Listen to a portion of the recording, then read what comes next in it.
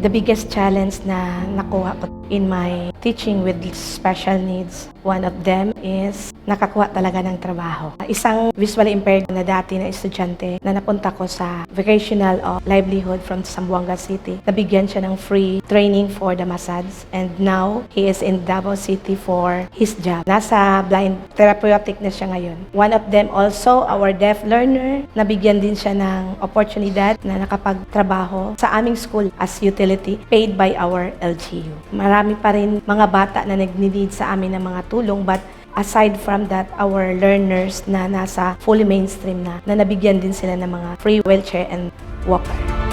Nagstay because of the children. Love ko yung special program. Doon nag-start talaga. Kasi nagpaplano po ako for abroad, but naawa ko sa mga bata. More than love siguro, nag-care ko sa ila kasi wala akong anak. Doon ako humugot sa mga bata, especially lunchtime yun.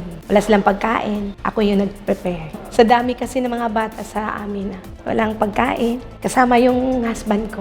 Siya din ang nagtutulong sa akin sa mga learning materials na especially nakabasa na yung bulag ko. Dream ko talaga na makatapos sila ng pag-aaral.